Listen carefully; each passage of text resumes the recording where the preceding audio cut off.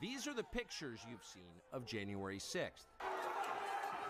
They're familiar because they've been playing on a loop on every media outlet in America for the last 2 years. There's a reason for that. But it turns out there's quite a bit of video you haven't seen, and that video tells a very different story about what happened on January 6th. More than 40,000 hours of surveillance footage from in and around the Capitol have been withheld from the public. And once you see the video, you'll understand why. Taken as a whole, the video record does not support the claim that January 6th was an insurrection. In fact, it demolishes that claim. And that's exactly why the Democratic Party and its allies in the media prevented you from seeing it.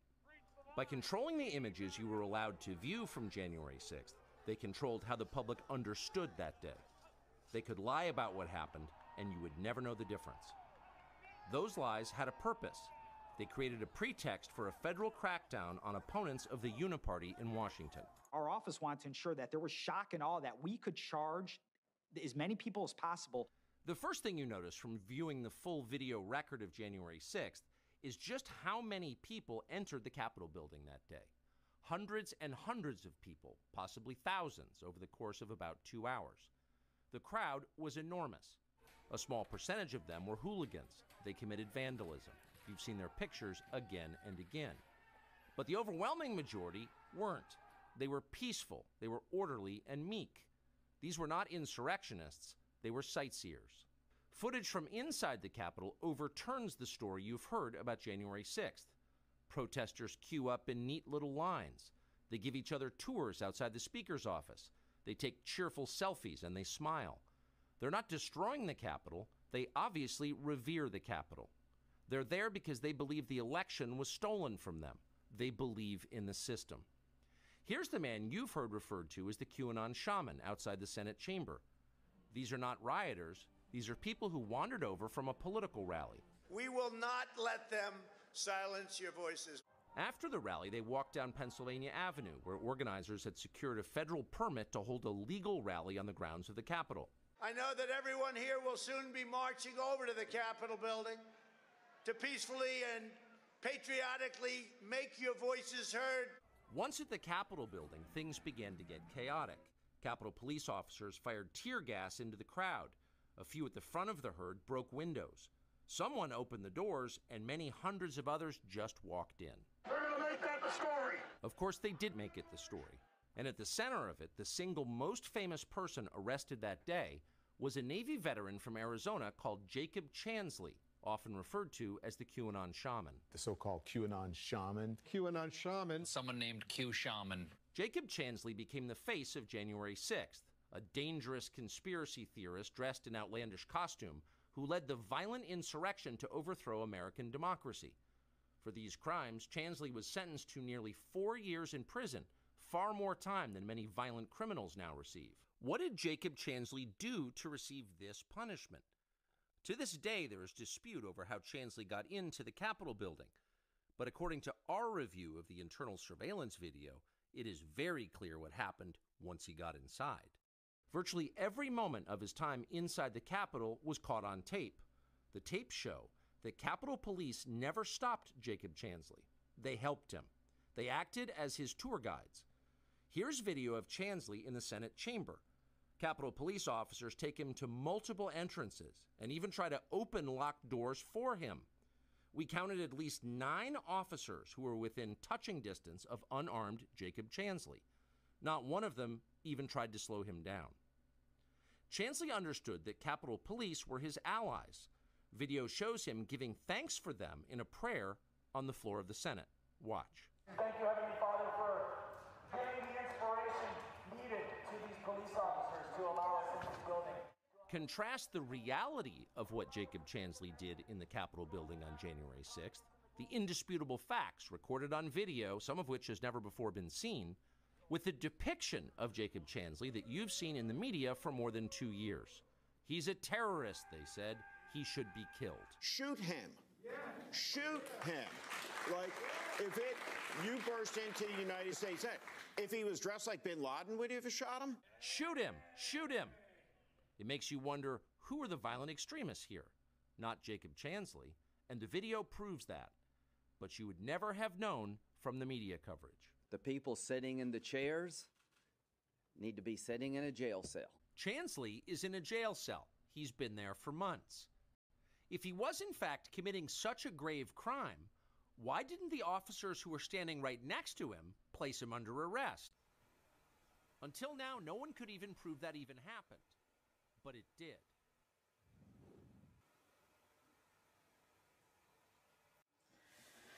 Hi there. Warm welcome, Jake Angeli Chansley. How are you? I'm doing well. Glad to be out of prison, to say the least. Mm-hmm. No. So, it's really annoying. I can hear myself. But in Sweden, they call me Miss White Hat. And that's, of course, the trolls and haters. So, yeah, I'm so honored to have you here. Well, thank you so much for having me. And now I can't hear myself twice. Yeah, I did an interview also with Michael Ray Corey and Jack. And I overheard you in that interview with Michael Knowley to talk about the Ericsson report. Let us know what you have found when you have digged into that.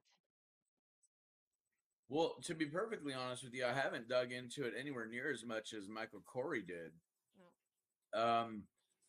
From what I understand, Ericsson is a communications corporation that has contracts with pretty much every major communications corporation that's out there already. And they, through these contracts, in one way or another, control the communication systems for the entire world. So all of our communications, all of our telecommunications, all internet, phone calls, you name it, it's all being funneled to and through the Ericsson Corporation. Now, that information can be very, very valuable for a number of reasons. In warfare, one of the first things that you want to do is compromise the enemy's communication lines.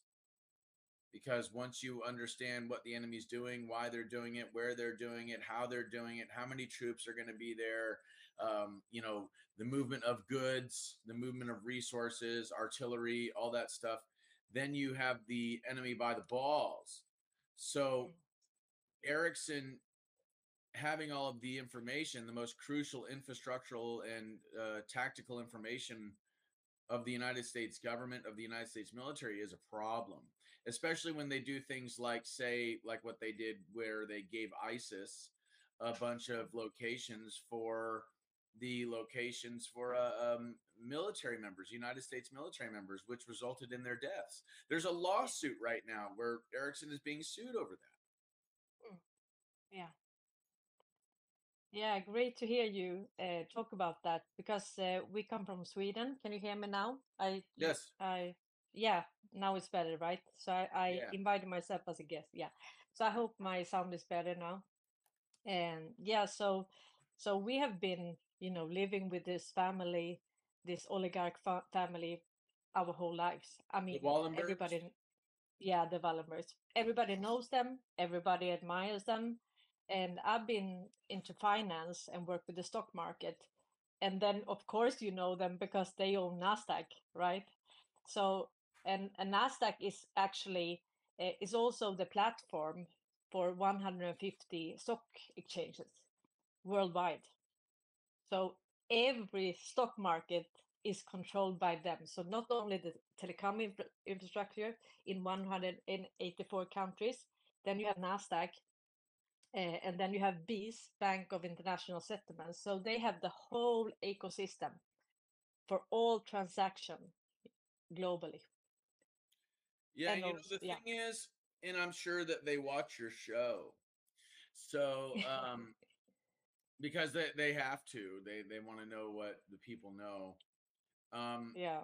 They could, if they wanted to, free humanity with their wealth. They could stop war. They could create, abundance, create flourishing economies. But it seems, and maybe I'm,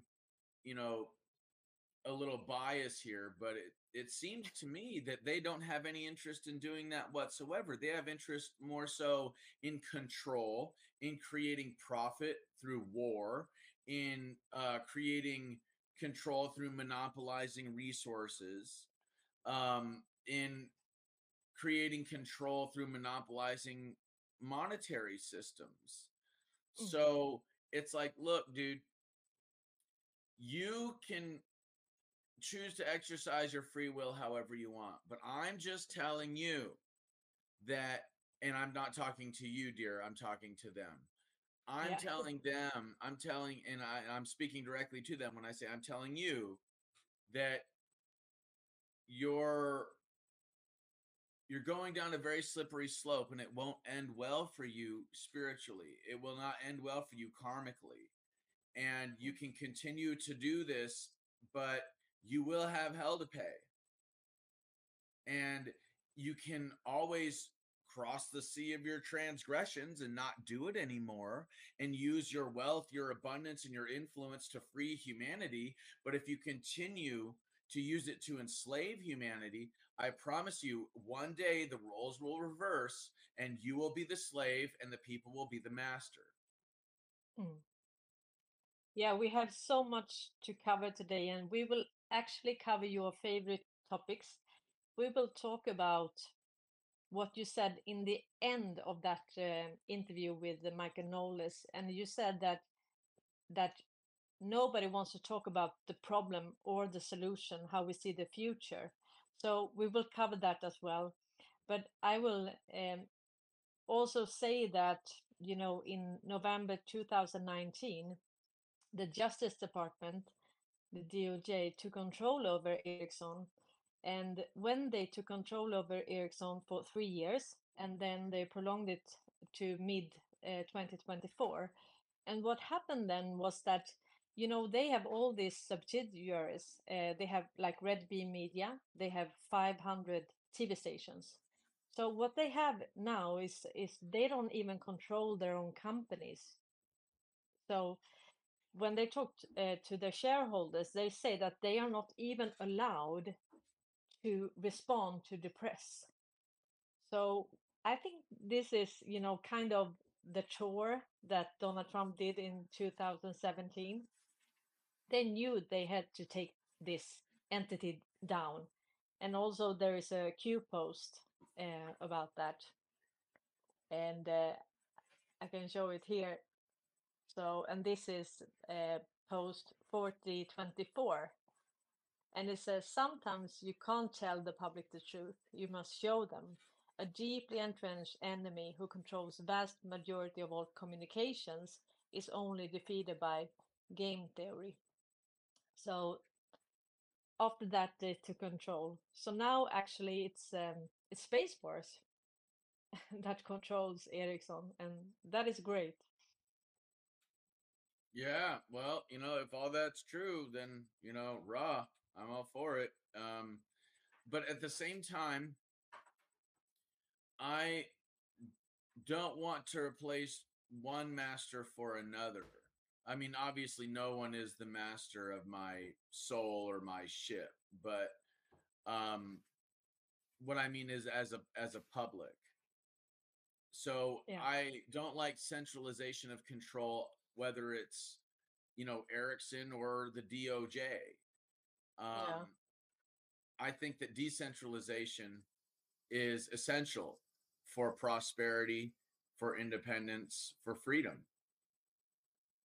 Yeah, but actually, I think that what they are doing is decentralizing everything. So but they had to use the infrastructure, because everything, all transaction globally, that was, I think I've heard a figure that 90% of all global trade was done in dollar, not only the petrodollar and the narco dollar, the whole trade, 90%.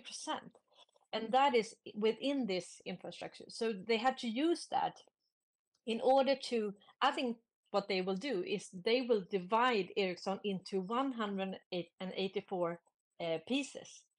You know, you can't have a private entity that control the everything, all the communications in 184 countries. That's impossible. So I think that, yeah, I think it's under control. I think the White Hats has control over this, and they knew this. So I think they will give it back to all the countries and make them truly sovereign, and we will have yeah, sovereign Well, that would be nation. nice. That would Yeah. be nice. Yeah, but how was jail? I Terrible. heard yeah, you were in solid confinement for what, about 10 months or 10 and that's a half. crazy. Yeah. Yeah. Yeah, it was How- rough. Yeah. How do you cope? I mean, You know, meditation, prayer, exercise, maybe getting on the phone when I'm out of my cell to talk to family. mm, You know, maybe watch a little bit of TV. But the thing is that when you're stuck in solitary and you got a bunch of time hanging over your head, mm, there's not really much you can do to cope. no. You know, it's like you can try and you can't really get out of your head. No. Yeah, you're stuck with your thoughts. And even if you manage to get out of your head for a short time, you got to come back to guess what? Guess where you are? Guess what is going on? You know? Mm, yeah. Well, I don't envy you, but did you went to meet Justin Austin Steinbart when he was released? No, Is he no, you didn't. Okay, I thought that you went to see him. no, Do you know no. him? No? Well, I mean, I met him once when Mm. he was outside of the courthouse, and that was Yeah, that's because I was going to protest the COVID lockdowns and you know the mask mandates and stuff like that here in Phoenix. And I was walking in my regalia in front of the courthouse. I didn't even know that thing was a courthouse and till later, but then he came out and he was like talking with me, and then his crew came out of the car and they had cameras and stuff, and I was like, oh, this is kind of crazy. And then if you watch the video, you'll see I asked the guy standing next to me, I say, who is this guy? Because I didn't even know who it was. And he's like, dude, that's Austin Steinbart. I was like, oh shit, hey, you're Austin Steinbart, what's up, dude? You know, and I came up and I shook his hand. I've only interacted with Austin probably I could count it on my hand. You know, like I think that one time, and then like 2 other times since I got out. And that was because he went down to the podcast I was doing in downtown Phoenix at the Capitol. And then shortly thereafter, he went to the speech that I gave for my homecoming speech when I got out of prison. Yeah. And then after that, shortly thereafter, he left out of state. He's gone. I don't know. I haven't really heard from him since. I didn't really communicate with him very much to begin with. It was a happenstance meeting outside the courthouse. Well, I think he has done great videos to explain everything. I found him really early, and to me, that a lot of that made a lot of sense about the British, everything about the Queen and the 1871. The He corporation, covered all that. maritime law. Yeah, Yeah. exactly. Yeah. So, and we have been following this really careful from Sweden, and we have the same trolls and haters that you have. So we kind of have that in common. But when did you find Q? And you have been following that movement and the Q foes. Tell us. Well, in all honesty, I learned about Q when Q first started dropping, but I never really followed the posts the way that other people did. I kind of just sat back and watched the whole thing. I learned that there was, in fact, some form of like a numerical code. Yeah. A little later on, kind of put things together a little bit. I never really followed anybody that followed Q the way that I did, you know, which is kind of like from a distance and like watching and observing, you know, like, oh, interesting. And then for me, I put it all together much later on. I was never like, you know, hanging on the cues every post like some people, No. you know. It's just not how I operate. It's not how I'm built. So with that being said, what's that?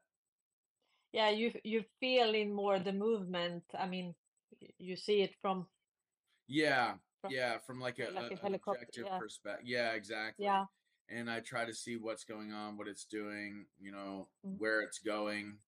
yeah, I'm trying to identify who might be behind it. And when I came to the conclusion that it was military, or at least military intelligence, and good people within the the intelligence community, what some people call white hats, yeah. then I was like, okay, well, you know, I can get behind this. Mm. Yeah, me too. Yeah, I found it, and you know, in you know what I did? I followed that, and of course I followed Trump because I wanted to see for how long, because the U.S. dictates, I mean, the mandates all over the world, right? So I was kind of following Trump to see, you know, where everything was going, for how long this will last, you know, and the lockdowns and so on. And then I found Q, and then I thought maybe I should just look into Sweden and see if we have corona.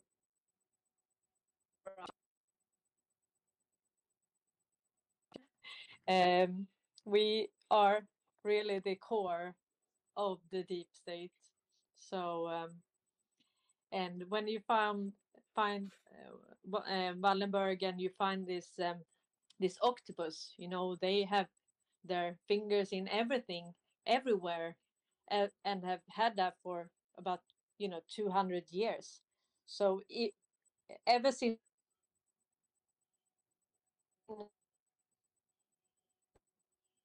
invented the phone, then, you know, the game was over. Then it was the Ericsson, and the, Okay, just to let you know, you're breaking up a little bit. I know I had a phone call. I'm really, Oh, really it's sorry. okay. Sorry. It's okay. Yeah. I'm just making sure. Yeah. So yeah, ever since the phone was invented, and people, the more connected we got, Then the more the more infiltrated, leverage. yeah, Yeah, exactly, yeah. yeah, the more leverage they had, and they have like 100 years plan. You know, they have been, you know about New Sweden, right? In the U.S., the Swedish colony, even No. before, you know. No, okay, so Pennsylvania and New Sweden, that was a Swedish colony before the US was even a country. So we have been there Oh no, for a yeah, I know long, what you're long. talking about. Yeah, yeah, yeah. I know Yeah. what you're talking about. Yeah, yeah, yeah. And also, you know, the Bidens, they have on the Swedish embassy, they had office in Washington, House of Sweden, but that's sold now. So yeah, that house is sold, but the Bidens had the office there, and that's Swedish jurisdiction. You know, the FRA law and everything. So actually, they were operating in House of Sweden that have Swedish jurisdiction. So that's Well, perfect. you know, the idea that there's people like Bill Gates or China buying up farmland, or like that Disneyland is like on land that's owned by the British, or that Sweden has any sort of jurisdiction within the United States is absolutely ludicrous. You know, I'm of the belief that we should be cutting ties with all of these institutions, with all of these people, and just saying, it's our land. You can jump up a goat's ass. You know, you're not gonna, and that goes for people like the McDonald's Corporation as well. They're like one of the largest landowners in the world. It's like, look, all of this land is sovereign. And I don't care if you got some contract with some corporation or whatever. Guess what? That you do not belong to the land. The land does not belong to you. You belong to the land. Because guess what? When you pass, the land is still going to be here. We do not inherit the land from our ancestors. We are borrowing the land from our children. Exactly. You know, and we're just totally trashing it, all for profit. Yeah, exactly. And when you look at Agenda 21, I think it was 175 countries that signed that agreement. You know, Rosa Corey, she died, and she told us about this, that, you know, since 1992, I mean, the UN actually controls all land. So when we say that we own something, that, you know, we don't. Well, so that's a fraud. But hold on a second. What has happened is that institutions like the United Nations, like the IMF, like NASDAQ, Ericsson, these institutions have owned things on paper. They put ink on paper that says, based on this document, this is mine. Based on this system that we've created, and all of this ink on paper over decades, over hundreds of years, we own this. And within this illusory system, that's really what it is. It's an illusion. It's a mass hallucination is what it is. A mass cognitive hallucination based on documentation and propaganda. These people don't own shit. All they own is the people that allow them to own their minds. And from there, they have an illusion of control, because they don't have control. What they have is influence. Yeah. The only person, leverage. Exactly. But that's not control, because they can't control whether or not lightning is going to come and strike their ass down. You know what I'm saying? That's not control. You know, they have influence, they have leverage. Yeah. And I love what you said when you talked about money magic. That's really what it is. Because imagine that you can just create money out of thin air when someone takes a loan. Okay. And then you take this money that you can create as much as you want. You can just have fictive personas and fictive companies who can control you. Okay, you have a fictive company, you go to the bank, they give you credit, and that's a money, right? And then you go everywhere. You buy up Africa, and you buy also human labor. So they have this money magic is nothing. And then they make you, you know, work for nothing. And this is an illusion. Yes. Yeah. And it's based on a mass hallucination. Yeah. You see, it really is. Like, and if give you me some think about it, mushrooms. yeah, well, the thing is, and that's why things like mushrooms and peyote and even things like cannabis have been illegal for so long, because these things dissolve the mass hallucination. Yeah. They give you a genuine look at reality. And that's actually been proven that's what mushrooms and things like psychedelic plants do, is that it's not so much that you're hallucinating and seeing something that isn't there. It's that you're actually seeing stuff that is there all the time, but your brain filters out because it's not essential for survival. So when you're doing it in a group setting, this is the reason why pretty much everybody sees the same hallucinations, because you're seeing what's there all the time, but is normally filtered out from the five senses by the brain. So that being said, monetary value is a hallucination. You know, when Christopher Columbus came to the Americas or came to, you know, the West over here, he was conversing with the native tribes, and they were trying to give him cotton and tobacco and things of real value. You know what I'm saying? Cacao, yeah. Yeah, Cocoa, exactly. Coca, exactly. Mm. And he was interested, Christopher Columbus was interested in the earrings that his wife was wearing, that the chief's wife was wearing, because they were gold. And the chief was like, "You want that? Like, Affection value, like right? take it.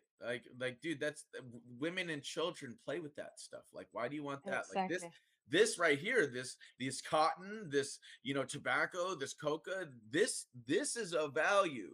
You know what I mean? Because you can do something with this that's like really valuable. You know, you can alter your state of consciousness, you can create clothes, you know, you can gain energy and be more productive. You know, that's of real value. Yeah, but remember that was in 1492 when Columbus came, but the Vikings came in the 18 and 900.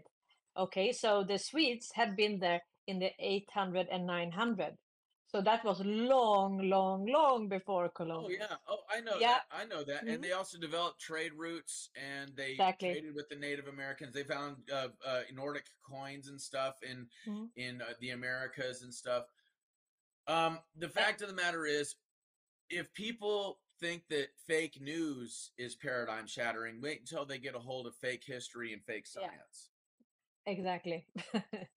It's and also we have this island, Saint Bartolomeo, and that was actually the first slave trade, and that was Swedish that had this slave trade, like a stock exchange for slaves, right, in the island Saint Bartolomeo.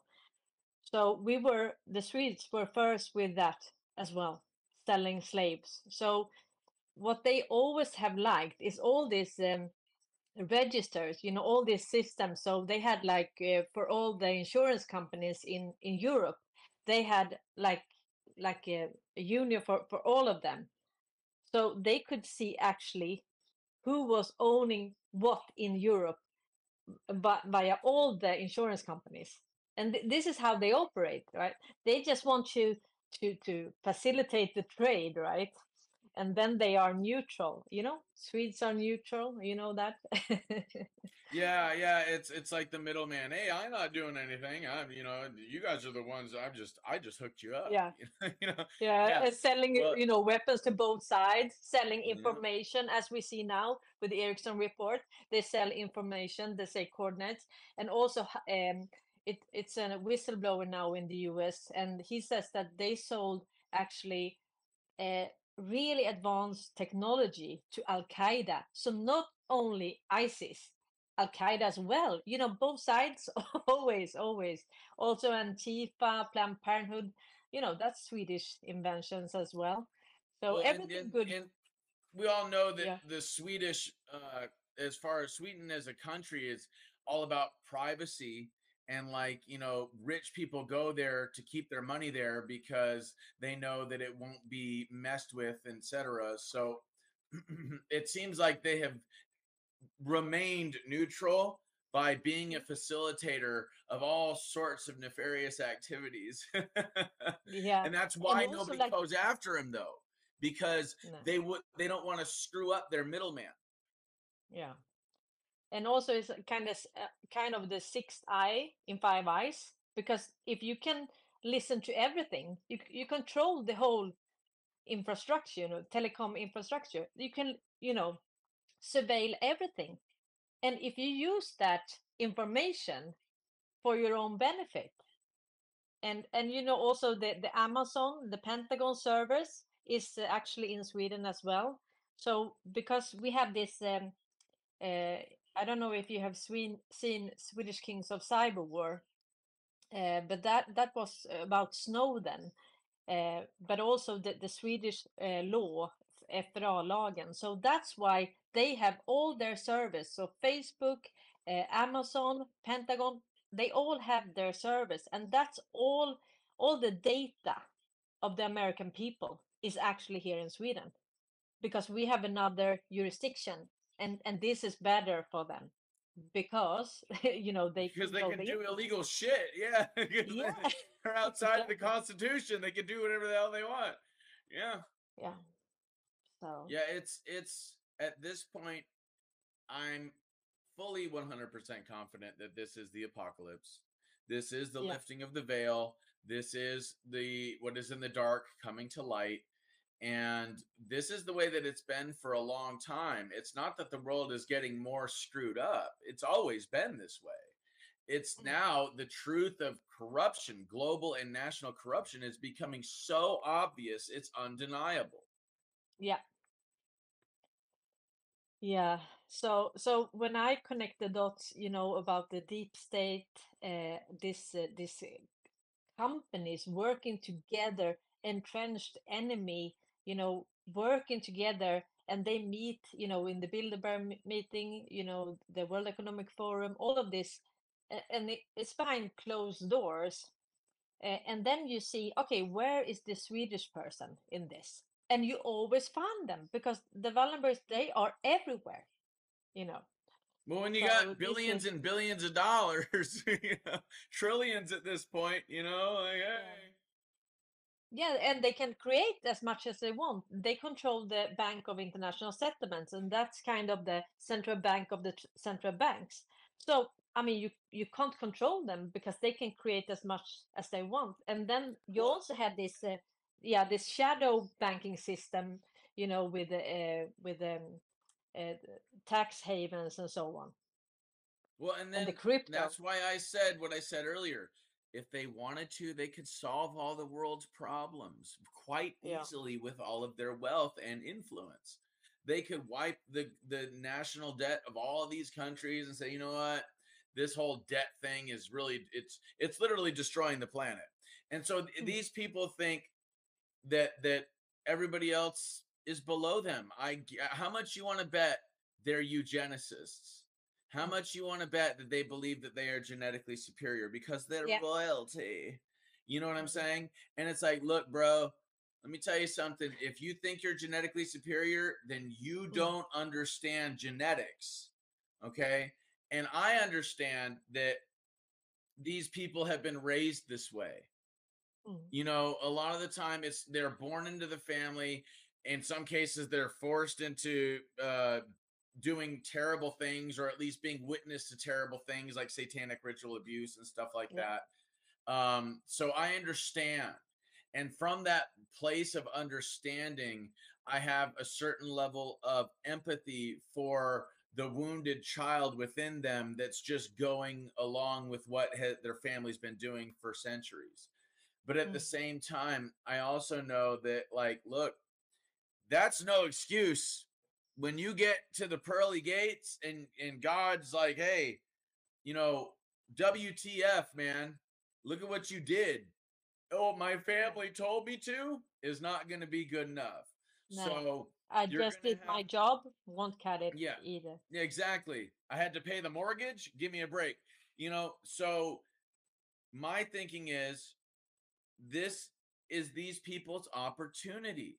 Because guess what? Eventually, like I said, these people that are trying to enslave the planet will end up becoming slaves of the people. They'll be in prison and they're going to be sewing our freaking clothes. You know what I'm saying? Yeah. You know, and getting paid nothing for it. So now's their time to repent. It's like, look, bro, this is the apocalypse. Whether you like it or not, this is the apocalypse. I know that you thought that you were going to get another 1,000 years out of us, but no, sorry, not going to happen. So turn it around. The only way that we can ascend as a species is if these people grow too. Okay? Execution is not the solution. All right? The solution is helping these people work out their karma. Because in order to ascend as a whole, we have to recognize the oneness of everything. And that includes people like the Wallenberg family. That includes people like the Rothschild family, the Rockefeller family, the Soros family. And I'm not for just total immunity here. That's not what I'm saying. What I'm saying is that forgiveness is the only way forward. I'm not saying forget. I'm not saying wipe their crimes clean. I'm not saying let them get away with it. That's not what I'm saying. What I'm saying is that execution is not the solution. Forgiveness, I think, and do you understand what I'm trying to say? And like giving them an opportunity to work their karma out on the planet, that's how we ascend as a whole. I think we have a problem there. You know what? Okay. I think, what Q said, that they won't be able to walk down the street. I don't think that they want to be among us. I think they want maybe an island, and because they would be so hated. I'm not suggesting that. I'm not suggesting that. I think Gitmo is a beautiful place for them to be. You know what I'm saying? It's an island. Yeah. It's out in the middle of nowhere. It's surrounded by ocean. It's military. It's militarized. It's a prison. It's like, okay, that is their place. And guess what? You want a 15-minute city? I got a 15-minute city for you. You know, you know what I'm saying? 5-minute city. Yeah. And you're gonna wear uniforms, and you're gonna own nothing and like it. And you know what? We're not gonna make you eat bugs. We're not gonna make you eat bugs unless you want to. Okay, maybe. You know what I'm saying? That's where they deserve to go. It was kind of funny when the White Hats had some fun with the Google map, when they say, the new home of the deep state or something at Gitmo. You remember that? And actually they did that, on Google Maps. They also did that in Stockholm with the Wallenberg. They added, it must be the White Hats. I mean, who can do that? And they say,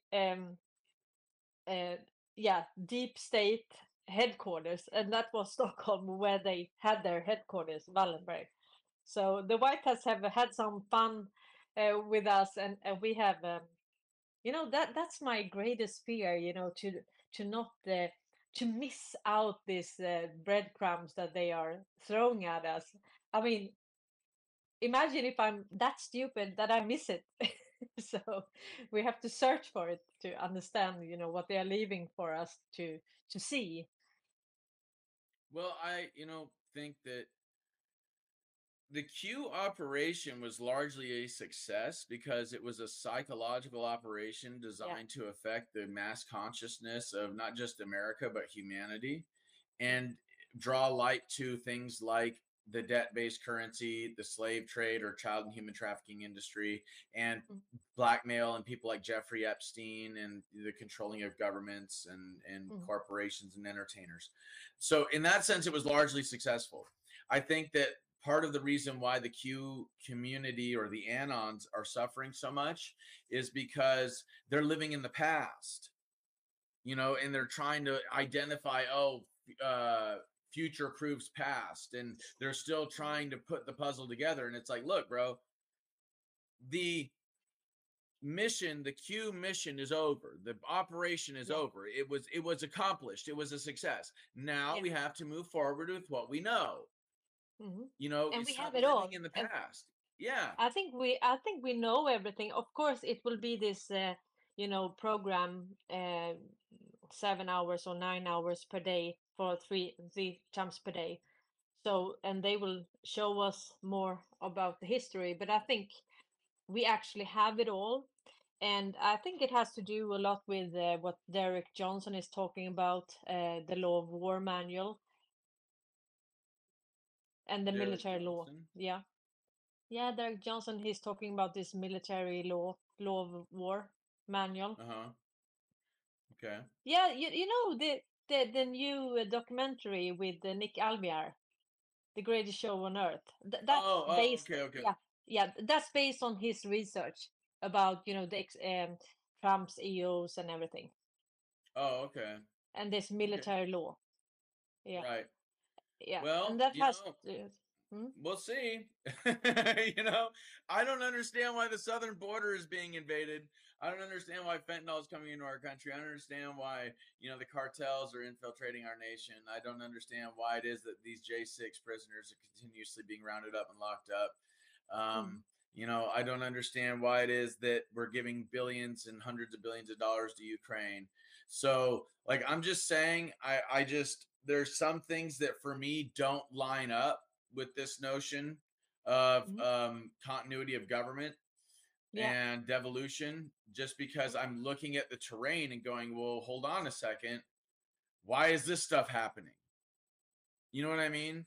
But at the same time, I also look at the military or the intense presence around Donald Trump and the lack of an intense presence around Joe Biden.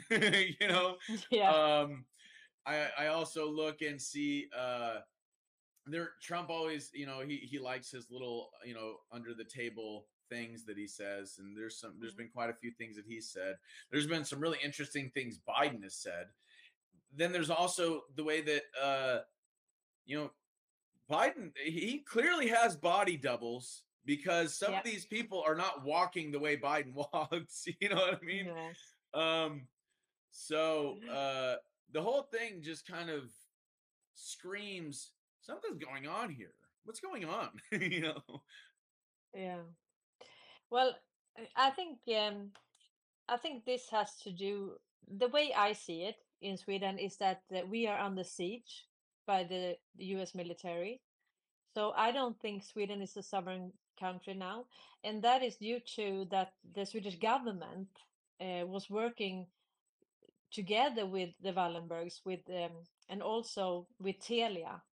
So what happened in 2017 was that the Justice Department, they actually charged Telia for draining 7 countries. You know, how do you say, their statskassa, their money within the government. So they stole actually their money through a system, a setup. So they were draining the money from these countries. And when Telia did that, this is the phone company Telia, actually the Swedish government owned 40% of that company, and they also worked together with Ericsson.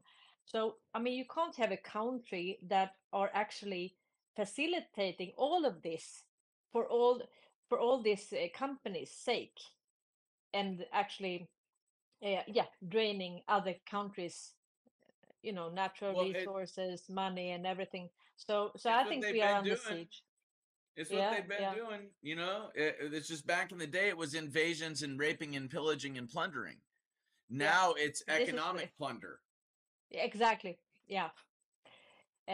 But also, I mean, all this U.S. military, it's about, I think, 800 militaries now that are suing Ericsson. And I mean, if you have a country, a government working together with this company doing, I mean, being this corrupt, you know, if you look at top 3, we have 2 companies on the top 3 list, and that is Telia and Ericsson, you know, globally. So this is a small country, 10 million people, so they say. And so what we have here is also continuity of government. So what we have is you have a resident, Biden, and he is prolonging all the executive orders from Donald Trump, because they are not allowed to give new mandates or so on. They are just in there to continuity of everything in the country, and we have the same here. So what we see now is that I mean, now the military in Sweden will help the police.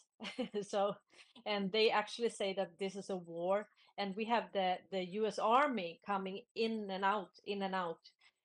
So this is like their home port, like we are a colony to the US now.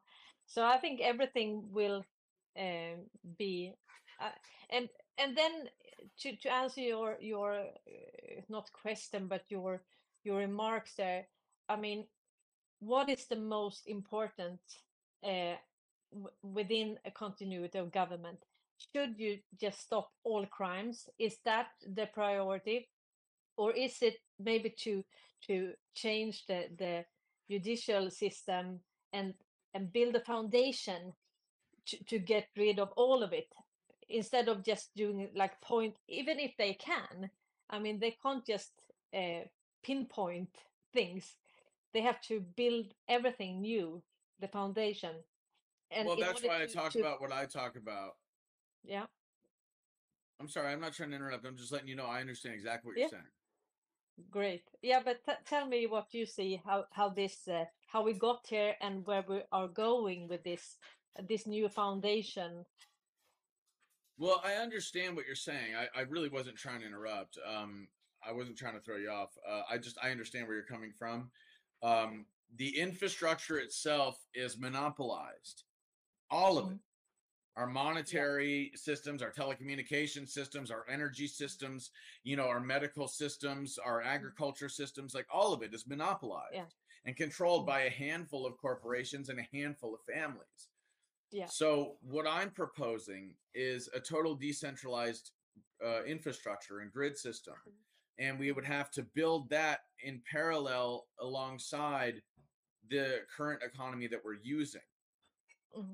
And we would use things like Tesla towers, Tesla coils, infinite free, clean wireless electricity to not only create a decentralized energy grid, but a decentralized communication grid.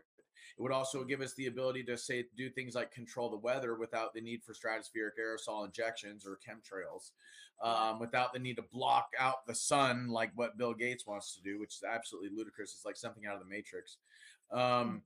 And we could also affect agriculture. We can also use Dr. Rife and his machine in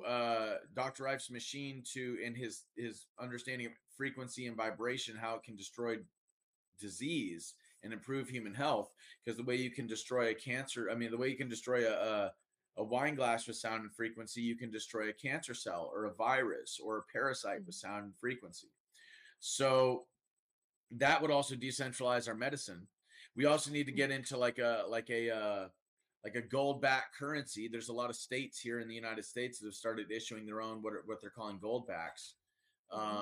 And so Texas, right? What's that? Texas? The one, I don't know. I know Wyoming started. There's a couple of states that started issuing their own gold backs, and it's like a 14-karat strip that's like paper thin of gold that has is minted, it's really kind of cool. And there's a bunch of them. But case in point is that we need to create that infrastructure, and we aren't going to be able to do it here in the major cities, because if you have a Tesla coil in the major cities, you can end up creating an EMP that might shut down, and mess with the power grid. So it has to be something new. It has to be a new civilization based on a new form of energy, a new form of communication. And that's actually a good thing, because we need to get out of these cities. These mega cities, they're the reason why there's so much corruption, I think. Because you can easily corrupt a city that has millions upon millions of people stacked on top of one another, because the law enforcement is going to find it so much more difficult to enforce the law when they're outnumbered thousands to one. Yeah. And you said something in that interview with frequency, vibration, and what did you say more? Energy, frequency, and vibration. Yeah. Yeah, Nikola Tesla. He said, if you want to understand the secrets of the universe, think in terms of energy, frequency, and vibration. So if you understand Nikola Tesla and what it is that he discovered with this Tesla tower technology, if you understand Dr. Rife and what it is that he understands, or should I say understood, and what him and Tesla were working on regarding the machine that he created to improve health and kill disease.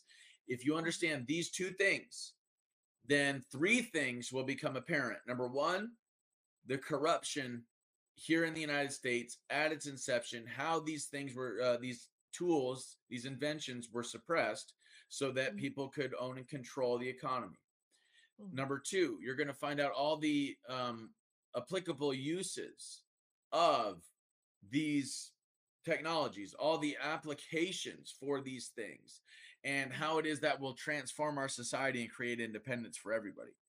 And then number three, because in order to understand how these technologies work, you need to understand energy, frequency, and vibration, the secrets of the universe will unfold before you.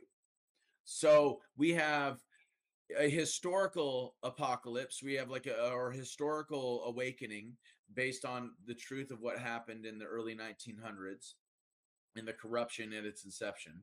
We have a technological evolution or a technological apocalypse, a technological awakening, with these technologies finally being known by the public and used by the public. And then we have a spiritual evolution, a spiritual apocalypse, a spiritual awakening, once we understand the secrets of the universe, because we understand energy, frequency, and vibration. Yeah. So what do you think about the future, and how do you see that this ties into to BRICS and QFS, and how do you think about the quantum and Well, I've had a vision of the future on several occasions. I've had visions of the future for a while. And I trust my visions because many of them have come true. I have seen two possible timelines for humanity long term. One timeline is a timeline where we allow people like the Wallenbergs and the Rothschilds, the Rockefellers, the Soroses of the world, the bloodlines, basically, to the what I call the less than 1%ers, because that's what they are. They're less than 1% of the population. They are given we willingly as humanity hand them our sovereignty out of fear. And in this vision, what ends up happening is that humanity is turned into like a synthetic human through things like geoengineering and cloning, things like transhumanism and tampering with DNA. And we become almost like a Borg hive mind with like an AI system that these less than 1%ers worship. We are like a synthetic human species. The genuine biological human species becomes extinct. The pollution all around the planet that is perpetuated by the corporations of the less than 1%ers just keeps on rolling out. Ecosystems are destroyed, and the only thing left on this planet the only thing left living on the planet by the 7th generation is going to be metal and artificial intelligence. We're talking like a Skynet type scenario, almost like a Decepticon race making its way to the planet and terraforming it. That's kind of what we're witnessing now with this AI. That's one version. That's one vision. And that's if we allow these people to take over. Okay? Yeah, we don't want that. Klaus Schwab, you have to merge, half human, half machine. Yeah, exactly. No, not going to do that. This is what Klaus Schwab's going to get.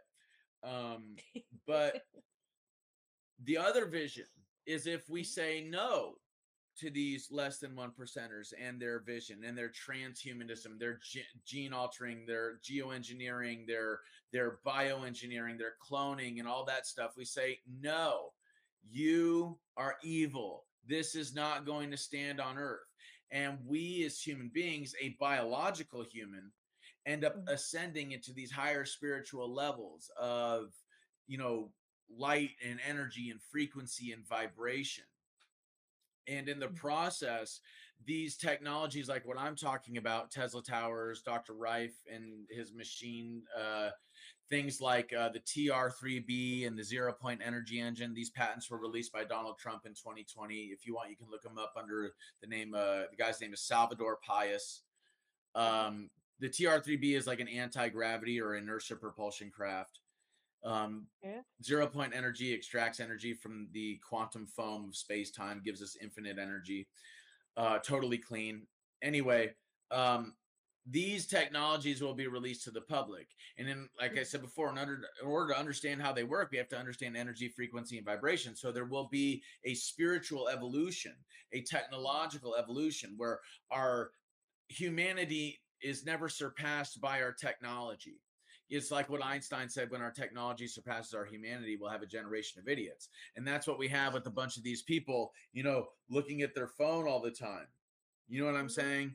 Is a generation of idiots.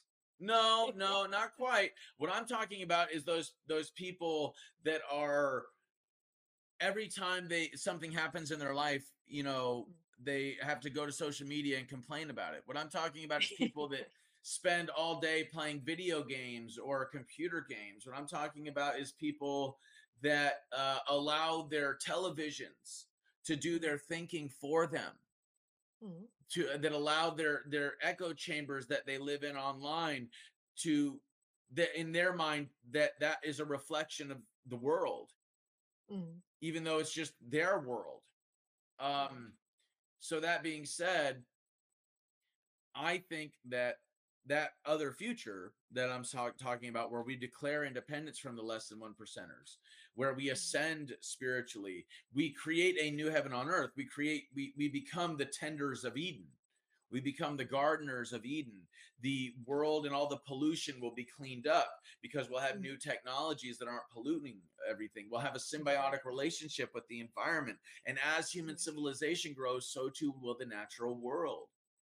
And that's a good thing. Nature will flourish because we have taken our rightful place at the center, not the top of the food chain, but at the center of the circle of life, as tenders of that circle, as mediums for the symbiotic relationship between man and nature. We will be gardeners and veterinarians, not parasites. And the only reason, and human beings aren't parasites, but the system that the less than 1%ers have created is parasitic. And if we contribute to that system, we are contributing to the destruction and the parasitism of our planet, of our home. And evolved creatures do not defecate and urinate where they eat. No. Exactly. And if you look at, I mean, profit and competition, I mean, ultimately that is, death. Death. If you and I have two companies and we are competing and one wins, the other dies. So, I mean, we can't build a society on competition. It doesn't work that way. I mean, everything that we need, food and water, everything is controlled by this entities, and they are just in it for the money, for the control, for the profit, and so on. And that's not sustainable. And I think we are saying no. Yes. Many, Well, and especially when you, more of us. yes, especially when you look at how they're really trying to roll out this new world order based on this climate change narrative and COVID and all that stuff. They really done, forgive the language, they done fucked up. They thought that they were going to be able to roll this out and that there was going to just be acquiescence and total pacificity. And it's like, at this point, no, dude, you're just pissing everybody off. You're not scaring everyone. You're just pissing them off. And that's why I'm saying to these people, like, look, dude, you don't understand. If you continue down this road, it's not going to work out well for you. And I'm advocating to you that I'm trying to help you understand how much you're messing up. And like a parent coming to a child and saying, no, that's not going to work out well. Don't do that. That's what I'm trying to do with these people. I love all life on the planet. And in some ways that's unfortunate that it also encompasses these tyrants, but that's the love of God. And if I worship God, if I'm trying to be as much like Christ as I can and have that Christ-like love, if I'm trying as much as I can to be like God and have that God-like love, then I have to embody that. I have to be an example of that love.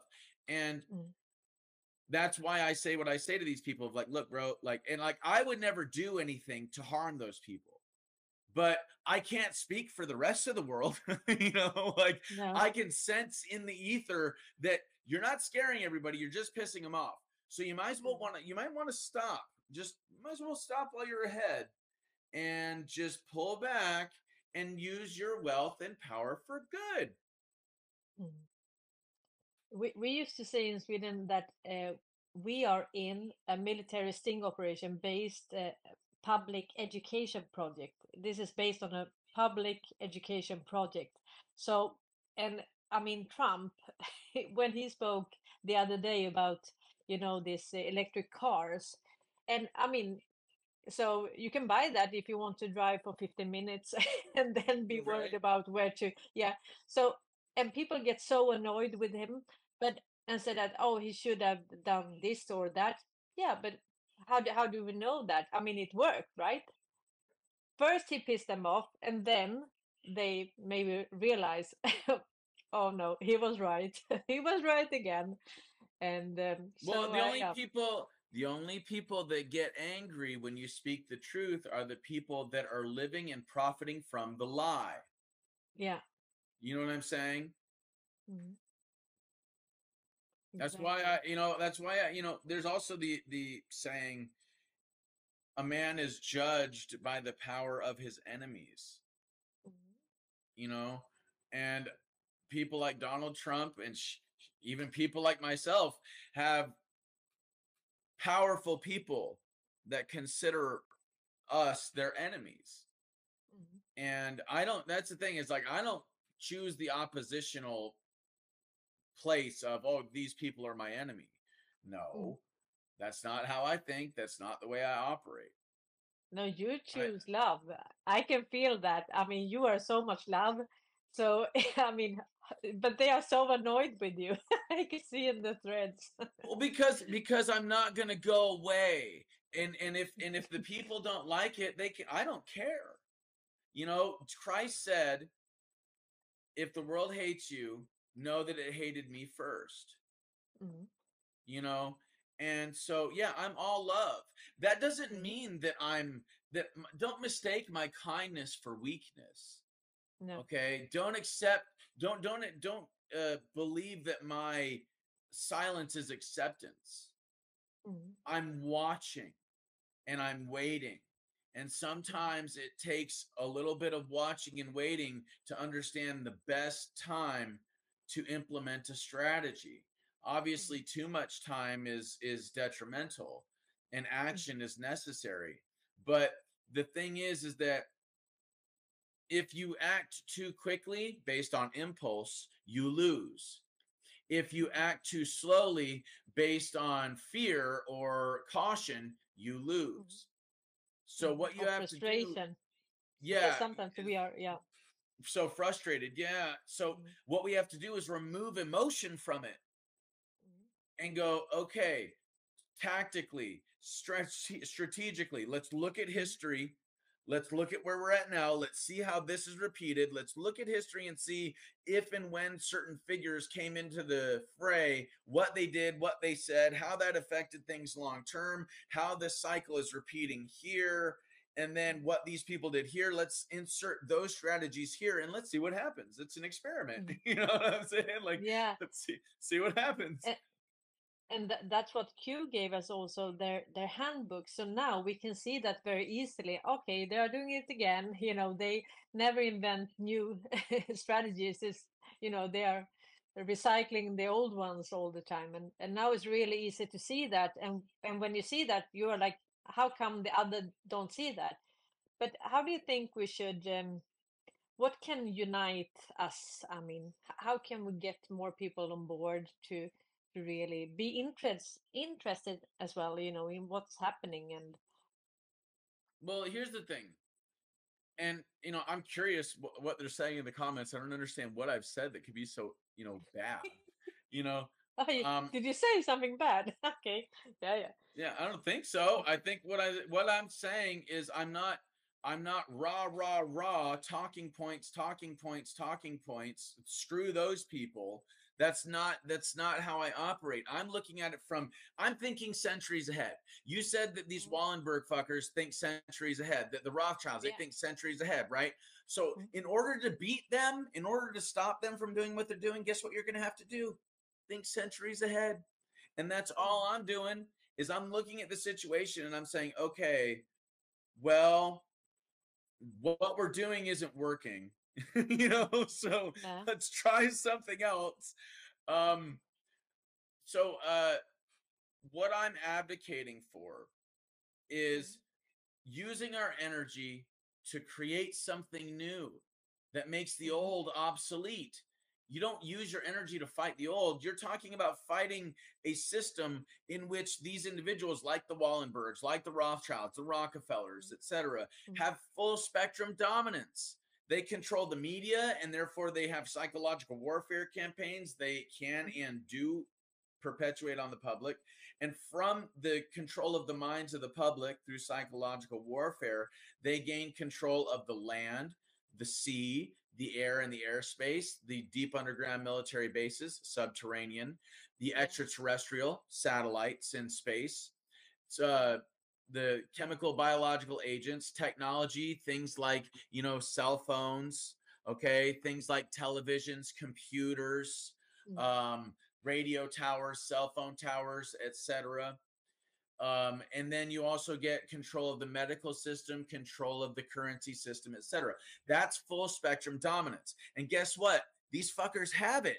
So fighting them within their own system, it's like trying to beat the banker in the Monopoly game. You're not going to be able to do it, bro. That's not quite how it works, because they can just print money. All right. So you're not going to be able to win in that system based on fighting them in their own system. They've structured the legal system. That's another aspect of full spectrum dominance. They've structured the legal system for their benefit and for our detriment, right? Yeah, and the school system.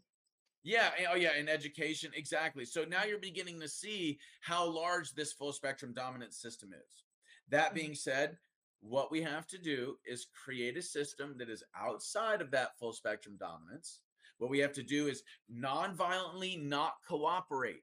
We just basically, and if you really need something, just give them the finger. That's what we got to do. Just give them the finger, say, not going to do it. Don't care what you think. Don't care what you say. We're not going to participate. And when you look at history, those are the most successful campaigns. Those are the ones that create real long-term change. Violent revolution never creates long-term change. More violence begets more violence. Destruction begets more destruction. So you're not going to, I mean, and look at what happened to the French Revolution, for God's sake. It was so dang bloody that they didn't just stop with the aristocrats. They went after the leaders of the revolution after they found that they didn't have any more heads to put on the chopping block. You know, so you don't want to go that route. It's like, no. Like, bad idea. Trust me, this way is the right idea. If you look at Martin Luther King Jr., Gandhi, if you look at like what happened in Romania with the fall of communism in Romania, nonviolent, non-cooperation is the key, because the less than 1%ers, these globalists, they want people to behave violently, because then they have an excuse to crack down. Then we become the vandals and they become the law. But if we bear their blows without striking back, then they become the tyrants and we become the freedom fighters. Do you see? Yeah. And their evil is on display for everyone to see. Nonviolent, non-cooperation, the creation of a new infrastructure, a new system that is not centralized but is decentralized, that solves all of the problems. That right there is so important, because the modern system is one that creates problems and profits from problems. That's why they don't dabble in solutions. Okay. The idea of creating a new system that solves those problems, like long term, that takes away these people's power. It renders them obsolete. Think about it. The automobile industry did not seek to destroy the horse and buggy industry through propaganda or subversion or whatever. They just kept making better cars for cheaper prices. And then guess what? The horse and buggy industry went out of business. Unless you're an Amish person, you know, Exactly. in Pennsylvania. Exactly. Okay. But they make their own horses and buggies, right? I mean, they make their own buggies and they have their own horses. So point is, we want to make the old full spectrum dominant system obsolete. The only way to do that is to not cooperate with it, to build this infrastructure. That way, when the old one falls away, we have something that's better. to replace it. We can't destroy the old system and expect everything to be okay. We're talking about a system that transports food, water, goods, services, etc.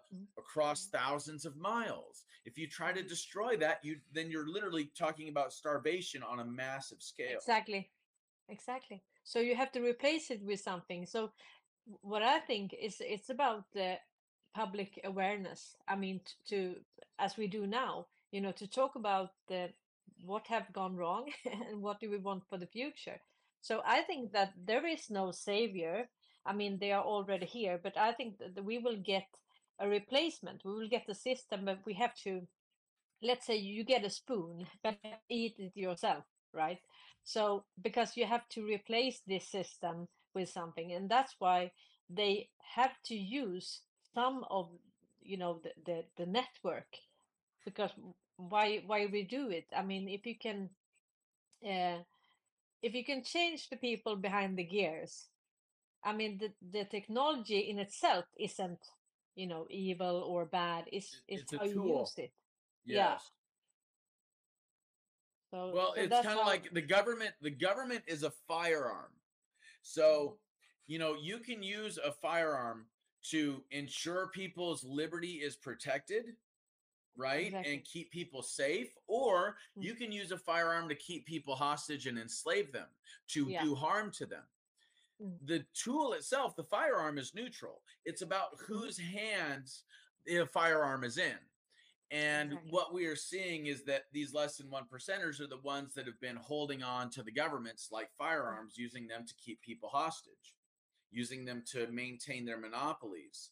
And that's why I'm advocating for Tesla Tower technology, Dr. Reif's machine, a gold-backed currency, TR3Bs, 0-point energy, because then that takes the gun out of their hand. That makes them obsolete. They can't do anything anymore. No. Exactly. And so and this And then they has go to been- Gitmo. And then they go to Gitmo. And who are they? I mean, I think this, when we realize how deep this goes. I mean, you have this. It's not only the people on the top, because then you have all these people. I just did my job. I just did my job, but that won't cut it, because I mean, you can't run their errands all the time. You have to say well, no. the numbers runners are part of the RICO case, that's for sure. But the thing is, how it works is that you get the lower level guys to testify in court against the big fish, right? And then in exchange for a reduced sentence or something like that, you'll get these lower level people that are working with the higher level people to turn on them. And then from the bottom up, you just boom, you got them all. And then they all either end up in Gitmo or elsewhere. Like you said, it might not be safe for some of these people to walk down the street eventually, so they might want to stay in Gitmo. Yeah, exactly. I think they would, but also I don't think that they will. I mean, they will go to jail, right? And some of them will be executed, I think. But what maybe the deal is that, okay, we don't tell everything that you have done, so that your, coming generations can live together with us, right? Because if they tell everything, they will be hated. Look at the Germans. I mean, they are still hated. And I mean, they wasn't even, born yet. Oh, I know. Yeah, but they have So we have to think 7 generations ahead. Yeah. We have to think centuries ahead. Okay, how is what we're going to do now going to affect 7 generations from now? Exactly. Yeah. And that's how the can Native they American live way. Yeah, and how can they live in peace with us, knowing that their, ancestors did this? They were part of the 1%. But I think that when everything comes out, I truly hope that we will see the true enemy, that we won't blame each other. And I think that some details they have to keep for themselves, because it doesn't gain us. And yeah, It I mean, reminds their me of children that has scene. some. Have you seen that movie, The Hunger Games? No. No, okay. Well, there's all of my audience have, but I found this so. well, my there's a kids have. scene.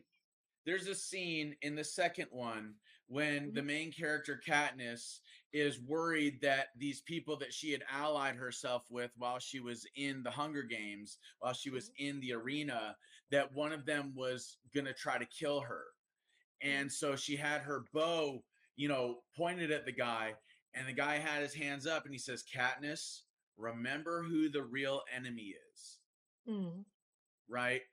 And I think that's what people need to realize, is that we all have a common enemy, and it's not each other. You know what I'm saying? Yeah. It's really not.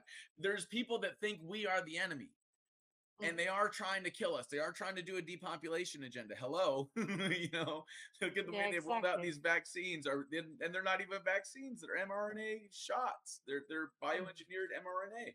So, unfortunately, I have to go. If you want, we can do this again sometime. It's been great chatting with you. Yeah. Yeah, I have another interview I have to do in like 5 minutes. Yeah. Yeah, no, it's okay. It's okay. I had one question. Maybe you can end with, I mean, all this patents that will be released. What do you think about in the future, like diseases and I mean, food and the air and the sea, and how do you see us in frequency and balance with nature and yeah, how do you see all these patterns roll out? The moment that we stop using the systems that we're using, we stop polluting the planet. So that's number one. The moment that the pollution stops, then we can begin cleaning up the mess of the pollution. You can use things like bioremediating fungi, bioremediating mushrooms that eat things like diesel fuel or nuclear radiation, or things like vinyl chloride, like we're seeing in East Palestine, Ohio. You can use bioremediating fungi, bioremediating plants to clean up the ecosystem. You can use Tesla towers to emit frequencies that cause these organisms to grow rapidly and the process to unfold more quickly, so that we can revamp these ecosystems very, very shortly, in very short order. That being said, it can also be used for agriculture as well. So we can create massive amounts of vegetation and growth and food and stuff like that without the need for engineering, without the need for bioengineering, without the need for GMOs, without the need for pesticides and chemicals and all that stuff. All that crap will be phased out, because you can use frequencies to not just keep bugs away, but also to increase the growth of plants. You can use frequency and vibration to kill disease.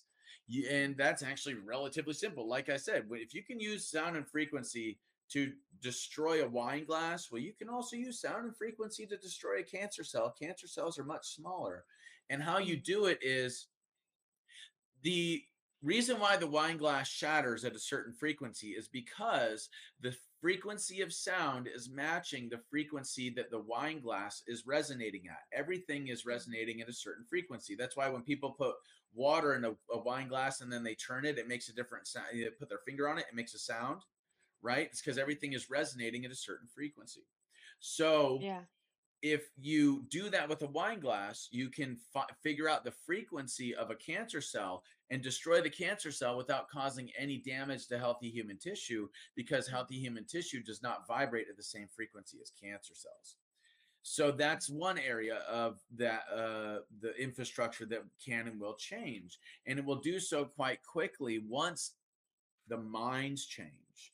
So the real crux of this whole issue is changing the minds of the people, changing people's minds, getting them out of the cultural paradigm, getting their minds and their piece, their little piece, off of the Monopoly board, you know, getting their minds out of that state of thinking.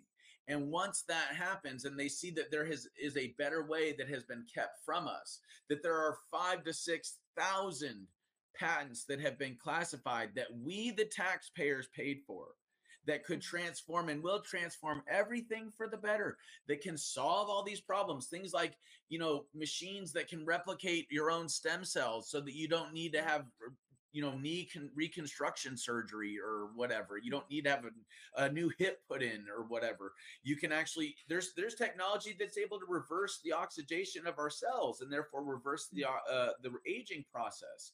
That coupled with stem cell therapy, I mean, like TR3Bs, anti-gravity inertia propulsion technology, all of these things are the future. We're talking about like things like mining asteroid fields as opposed to mining things here on Earth. We're talking about reversing the aging process, deep exploration into outer space, getting rid of AI in the sense that it's not like a Skynet thing. It's not like a Decepticon thing. It's more like a Data from Star Trek thing. But even then, we are talking about humanity learning to use the full capacity of the human brain. We are talking about ascending to where we don't need AI, to where we're communicating telepathically. I know that may sound crazy, to where we're doing things like astral projection to other dimensions. And this is a common thing. It's commonplace. A whole other level. That's what it looks like. It looks like a Garden of Eden. It looks like Star Trek or you know, some sci-fi novel of sorts, but in a really cool way, kind of like a blend between Star Trek and Star Wars. Yeah. Without the Empire. Yeah, I'm so happy with this interview because I wanted you to just rant about how you see the future. And yeah, I think next time we can just pick up from here and just, you know, develop all these thoughts and yeah. And also interact more. Yeah, let's do it. I'm so grateful that you came onto my show, and I think the audience is really happy with you. They are really polite and nice, and they have a lot of questions. So maybe for next time we can pick up some questions, and you can just yeah. Let's do it. Write them down, and I'll you know, we'll do next, and we can do something in short order as well. I'm sorry I have to leave. But we take it in next week or in 2 weeks or 3 weeks. We can just pick it up where we were and just continue. Absolutely. Like we didn't stop. Yeah, let's do it. You just keep in contact with me, okay? Yeah, thank you so much. And if your followers want to follow me, I'm on Twitter at America Shaman. That's America Shaman, at America Shaman on Twitter.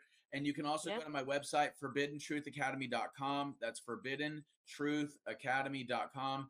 Forbiddentruthacademy.com has basically hours and hours and hours of free content that you can check out. I would highly recommend that you do so. Free podcasts, free interviews that I've done, free courses. There's also my book that's for sale on there. There's also some merchandise that's just absolutely hilarious. So I will give it a shot. Everything in the description. Okay. Yeah. Thank you, and namaste. So namaste. We're honored. Thank you so much.